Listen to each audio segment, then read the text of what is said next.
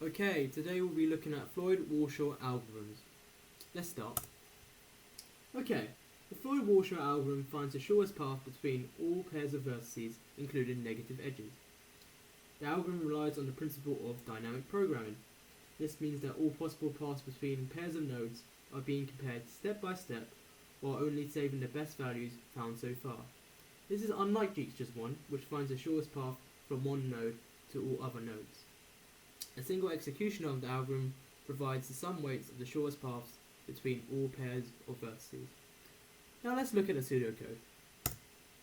Okay, to start, we initialize a 2D matrix, represented here, dist VV, which is either infinity, indicating one path is not connected to another path, or 0, here, dist VV, which means a vertex to itself has a distance of 0, of course, if there's no negative cycles. After we've done the initialization part, let's now populate our matrix. Initially, we populate a matrix with just 0 intermediate vertices, which is basically the weights of all the edges. Once all the easy part's done, we go to the nasty part, which is a triple nested loop. In this triple nested loop, we execute the main loop with k ranging from 1 to n, and in each iteration of this loop, the algorithm tries to improve all ij paths by the paths ik and kj.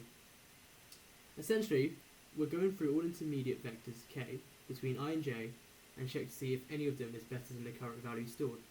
If the current value stored in disk ij is higher, then the concatenation of dist ik and kj is replaced. This is done recursively till at the very end of all the loops we get a populated matrix with all the shortest paths possible in that combination. Now let's look at a work example to give you more of a better insight onto it. So right here we have a 4x4 matrix which represents the distances between nodes. As you can see, we start with the initialization part, and our current state of variables are I being 1, j being 3, and k being 2. Okay, now we've got the initialization part sorted, let's begin with the algorithm. Okay, the original matrix looks as follows.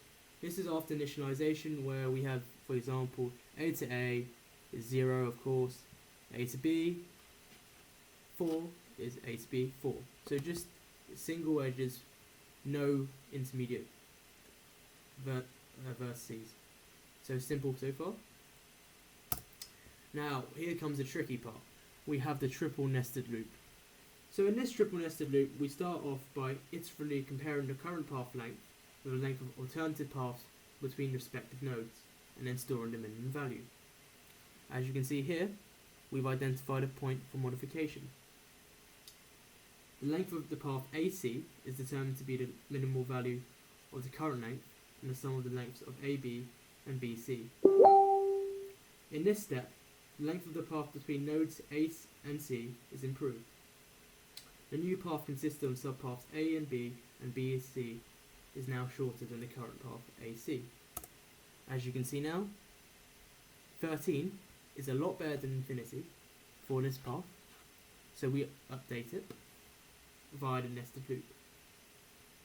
Okay.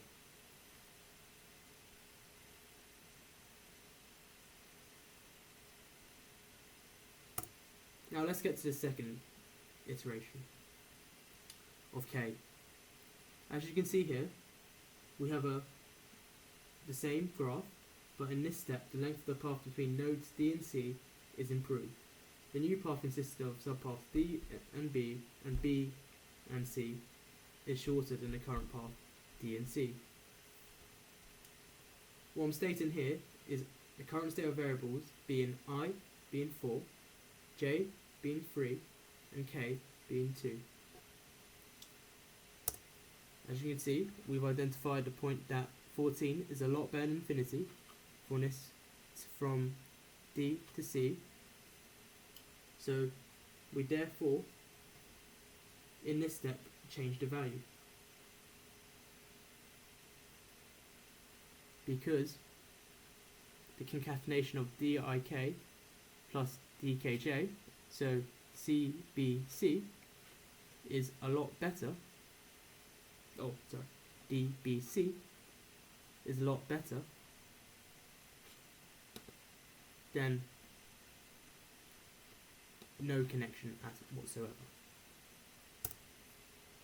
Okay, once this is all done, we get our current state of variables being I being 4, J being 4, K being 4. This basically means we've reached the end of the K loop, we've reached the end of the I loop, and we've reached the end of the J loop. And now we found the final matrix here, which finds all the shortest paths being computed. Okay, now applications. Obviously from this talk we found that it could be applied to shortest paths in direct graphs, but it can also be shown transitive closures. So as we mentioned, if I to J has intermediate paths K, then I to K